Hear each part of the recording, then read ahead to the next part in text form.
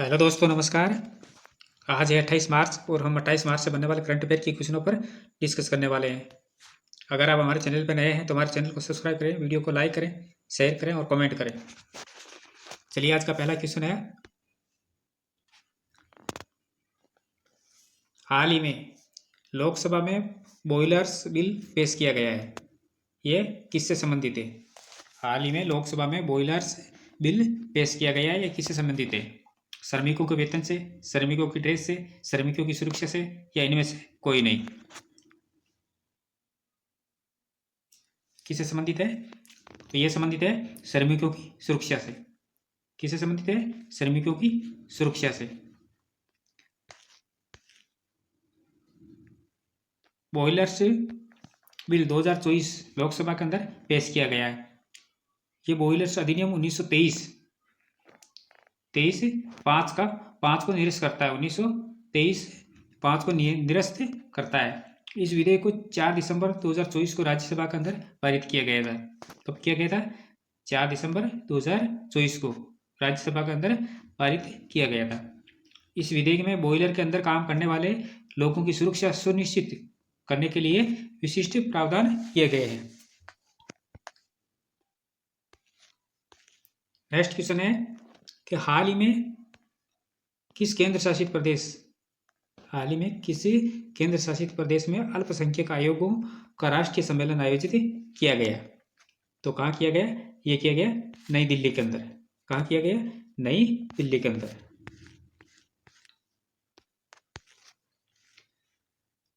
पच्चीस मार्च 2025 को नई दिल्ली में राष्ट्रीय अल्पसंख्यक आयोगों का राष्ट्रीय सम्मेलन आयोजित किया गया। इस कार्यक्रम में अल्पसंख्यक समुदायों के लिए एक समान अवसर और कल्याण सुनिश्चित करने की नीतियों पर विचार विमर्श किया गया है।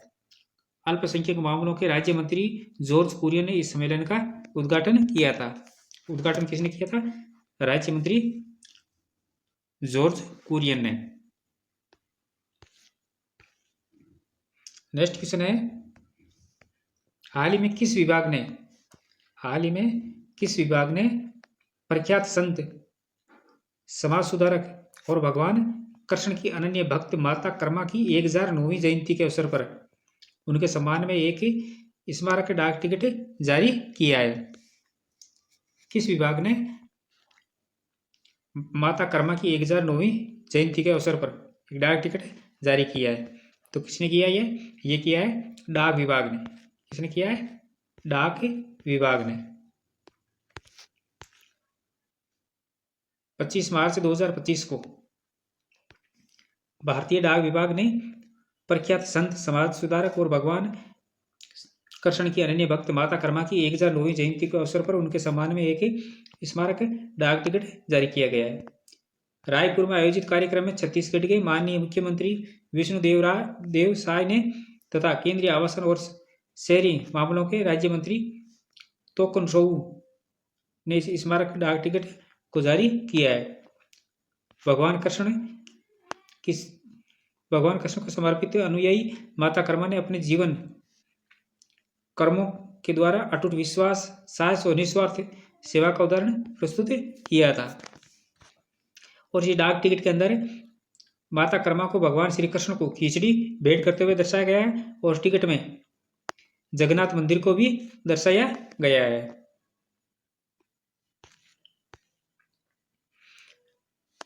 नेक्स्ट क्वेश्चन है, हाल ही में उड़ीसा उच्च न्यायालय के मुख्य न्यायाधीश के रूप में किसे नियुक्त किया गया है? हाल ही में उड़ीसा उच्च न्यायालय के मुख्य न्यायाधीश के रूप में किसे नियुक्त किया गया है? तो ये किया गया है न्यायमूर्ति हरीश टंडन को। किसको किया गया है? न्यायमूर्ति हरीश टंडन को।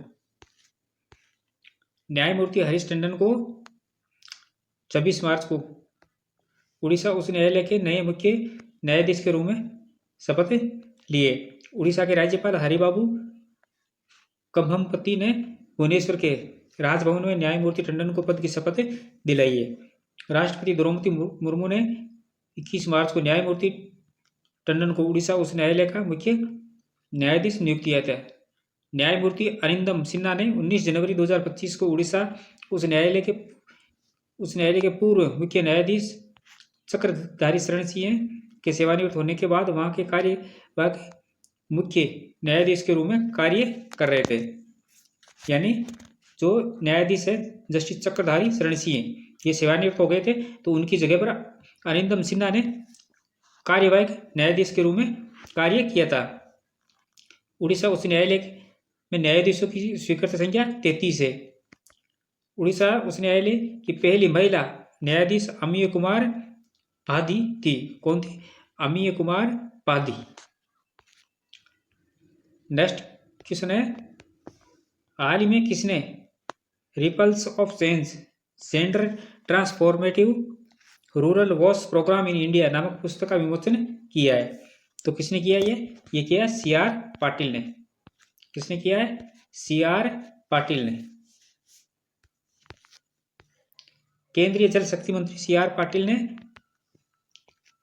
नई दिल्ली में ripples of change gender transformative rural watch programme in India नामक पुस्तक का विमोचन किया, और इस पुस्तक में ग्रामीण वॉच पर 10 कहानियां हैं जो सामुदायिक नेतृत्व, महिला सशक्तिकरण और स्थानीय नवाचार की जानकारी देती है। नेक्स्ट क्वेश्चन है, हाल ही में किस देश ने रामायण कॉन्क्लेव का आयोजन किया है? किस देश ने रामायण कॉन्क्लेव का आयोजन किया है? तो ये किया है श्रीलंका ने। किसने किया है?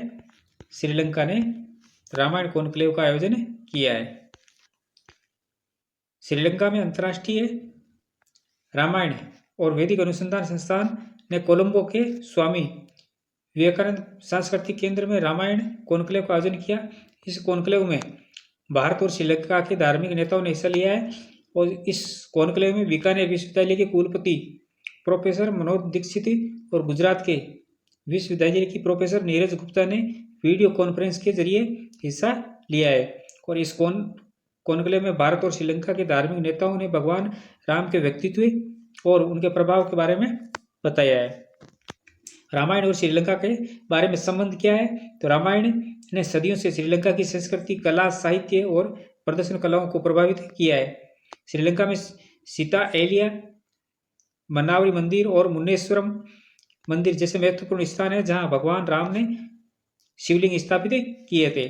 श्रीलंका में कंडियन नृत्य जैसे पारंपरिक नृत्यों के रूप में अक्सर रामायण के प्रसंग शामिल हैं। नेक्स्ट क्वेश्चन है, हाल ही में आगामी जलवायु परिवर्तन, पर्वत और मानवता का भविष्य। हाल ही में आगामी जलवायु परिवर्तन, पर्वत और मानवता का भविष्य विषय पर पहला सागरमाथा संवाद 2025 कहाँ आयोजित किया गया? तो ये किया गया काठमांडू के अंदर। कहाँ किया गया? काठमांडू में। जलवायु परिवर्तन और पर्वत और मानवता का भविष्य विषय पर पहला सागरमाथा संवाद कार्यक्रम 16 से 18 मई 2025 के बीच नेपाल की राजधानी काठमांडू के अंदर आयोजित किया जाएगा। कब किया जाएगा? 16 से 18 मई 2025 में। यह कार्यक्रम द्विवार्षिक आयोजन है, और इस कार्यक्रम में दुनिया भर के राष्ट्राध्यक्ष और विदेश मंत्री शामिल होंगे, और इस कार्यक्रम में जलवायु परिवर्तन, उसके प्रभाव और पर्यावरण से जुड़े अहम मुद्दों पर चर्चा की जाएगी।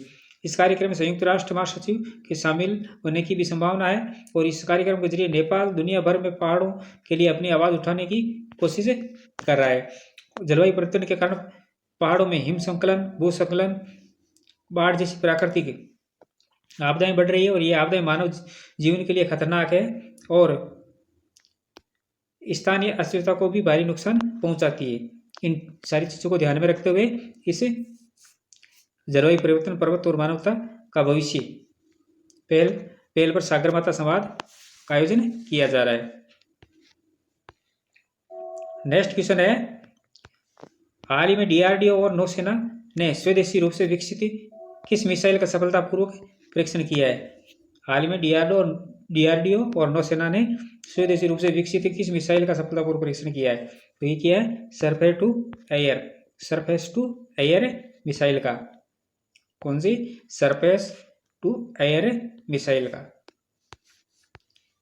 DRDO और नौसेना ने स्वदेशी रूप से विकसित short range surface to air missile का सफलतापूर्वक परीक्षण किया है। रक्षा अनुसंधान और विकास संगठन यानी DRDO और भारतीय नौसेना ने एकीकृत परीक्षण रेंज ITR चांदीपुर के स्वदेशी रूप से विकसित vertical launch short range surface to air missile का सफलतापूर्वक परीक्षण किया। यह उड़ान परीक्षण एक भूमि आधारित वर्टिकल लॉन्चर से बहुत नजदीक सीमा और कम ऊंचाई पर एक उच्च गति वाले हवाई लक्ष्य के विरुद्ध किया गया है। यह परीक्षण युद्ध विन्यास में तैनात सभी हथियार प्रणाली तत्वों के साथ लॉन्च किया गया है। इन तत्वों में स्वदेशी radio frequency Sikar multi function radar और हथियार नियंत्रण प्रणाली वाली मिसाइलें शामिल है। परीक्षण में मिसाइल ने बहुत नजदीकी सीमा पर लक्ष्यों को भेदने के लिए आवश्यक उच्च टर्न रेट को निष्पादित करते हुए लक्ष्य को पूरी तरह से नष्ट कर दिया। हाल ही में किसे प्रधानमंत्री की आर्थिक सलाहकार परिषद का पूर्णकालिक सदस्य नियुक्त किया गया है। हाल ही में किसे प्रधानमंत्री की आर्थिक सलाहकार परिषद का पूर्णकालिक सदस्य नियुक्त किया है, तो ये किया है संजय कुमार मिश्रा को। किसको किया है? संजय कुमार मिश्रा को। सरकार ने प्रवर्तन निदेशालय के पूर्व प्रमुख संजय कुमार मिश्रा को प्रधानमंत्री की आर्थिक सलाहकार परिषद का पूर्णकालिक सदस्य नियुक्त करने की मंजूरी दी है। सरकार ने पूर्व कैबिनेट सचिव राजीव गौबा को भी तत्काल प्रभाव से नीति आयोग का पूर्णकालिक सदस्य नियुक्त किया है। यानी राजीव गौबा को नीति आयोग का पूर्णकालिक सदस्य और संजय कुमार मिश्रा को प्रधानमंत्री की आर्थिक सलाहकार परिषद का पूर्णकालिक सदस्य नियुक्त किया है। राजीव गौबा झारखंड केडर के 1982 बैच के सेवानिवृत्त IAS अधिकारी और उन्होंने 2019 से 2024 तक 5 साल तक कैबिनेट सचिव के रूप में भी कार्य किया है। संजय कुमार मिश्रा उत्तर प्रदेश से 1984 बैच के भारतीय राजस्व सेवा IAS अधिकारी हैं। सुप्रीम कोर्ट द्वारा उनके विस्तारित कार्यकाल को कम करने के बाद उनका कार्यकाल समाप्त हो गया था और ESPPM सरकार को आर्थिक और संबंधित मुद्दों पर सलाह देने के लिए गठित एक स्वतंत्र निकाय है। और नवंबर 2024 में परिषद के पूर्व अध्यक्ष विवेक देबरॉय की मृत्यु के बाद निकाय में एक पद रिक्त हो गया था। ESPPM के मौजूदा सदस्यों की बात करें तो इनमें सुमन बेरी अध्यक्ष हैं, जबकि अन्य सदस्यों में संजीव सान्याल सदस्य हैं और डॉक्टर समीक रवि सदस्य हैं, तो राकेश मोहन पार्ट टाइम सदस्य हैं और डॉक्टर सजीव चिन्नोय पार्ट टाइम सदस्य हैं, डॉक्टर नीलकंठ मिश्रा ये भी पार्ट टाइम सदस्य हैं और नीलेश साय ये भी पार्ट टाइम सदस्य हैं और प्रो TT राम मोहन राय ये भी पार्ट टाइम है, डॉक्टर पूनम गुप्ता ये भी पार्ट टाइम सदस्य शामिल है। अब पूर्णकालिक सदस्य के रूप में संजय कुमार मिश्रा इस समिति में शामिल किए गए हैं। हाल ही में केंद्र द्वारा स्वर्ण मुद्रीकरण योजना के मध्यम अवधि और दीर्घकालिक सरकारी जमा घटकों को बंद करने की घोषणा की है। फिर यह घोषणा कब शुरू की गई थी? केंद्र सरकार द्वारा स्वर्ण मुद्रीकरण योजना के मध्यम अवधि और दीर्घकालिक सरकारी जमा घटकों को बंद करने की घोषणा की है। ये योजना कब शुरू की गई थी? ये की गई 15 सितंबर 2015 को। कब की गई? 15 सितंबर 2015 को। केंद्र द्वारा स्वर्ण मुद्रीकरण योजना के मध्यम अवधि और दीर्घकालिक सरकारी जमा घटकों को बंद कर दिया गया है। 25 मार्च को सरकार ने स्वर्ण मुद्रीकरण योजना के मध्यम अवधि दीर्घकालिक सरकारी जमा घटकों को बंद करने की घोषणा की और 26 मार्च 2025 से प्रभावी होगा। इसके अनुसार GM के उक्त घटकों के तहत नामित संग्रह और शुद्धता परीक्षण केंद्रों या GM मोबिलाइजेशन संग्रह और परीक्षण एजेंटों या नामित बैंक शाखाओं में जमा किया गया कोई भी सोना 26 मार्च 2025 से स्वीकार नहीं किया जाएगा। 15 सितंबर 2015 को स्वर्ण मुद्रीकरण योजना GMS की घोषणा की गई थी। GMS में मूल रूप से 3 घटक शामिल होते हैं: अल्पकालिक बैंक जमा जो 1 से 3 वर्ष के लिए, और मध्यम अवधि के लिए सरकारी जमा 5 से 7 वर्ष के लिए, और दीर्घकालिक सरकारी जमा 12 से 15 वर्ष। अब इसका उद्देश्य क्या है? इसका उद्देश्य दीर्घकालिक के रूप में सोने के आयात पर देश की निर्भरता को कम करना और उत्पादक उद्देश्यों के लिए घरों और संस्थानों के पास उपलब्ध सोने के उपयोग को सुविधाजनक बनाना है। नवंबर 2024 तक GMS के तहत लगभग 31,164 किलोग्राम सोना जुटाया जा चुका है। इसके अलावा GMS के तहत बैंकों द्वारा पेश किए जाने वाले अल्पकालिक बैंक जमा वाणिज्यिक व्यवहार्यता में उनके आकलन के आधार पर व्यक्तिगत बैंकों के विवेक पर बने रहेंगे।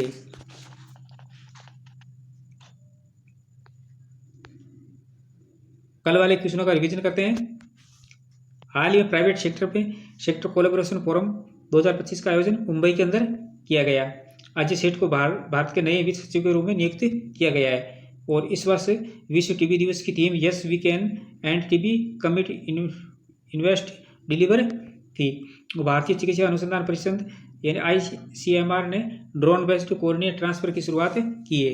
हाल ही में भारत की पहली स्वदेशी MRI मशीन परीक्षण के लिए केंद्र शासित प्रदेश नई दिल्ली के एम्स में स्थापित की जाएगी। और हाल ही में शिक्षा मंत्रालय ने बालपन की कविता पहल की शुरुआत की है। हाल ही में केंद्र सरकार ने सांसदों के वेतन व पेंशन में 24% की वृद्धि की है। अजिंक्य के राणे 3 टीमों की कप्तानी करने वाले पहले भारतीय बल्लेबाज बने हैं।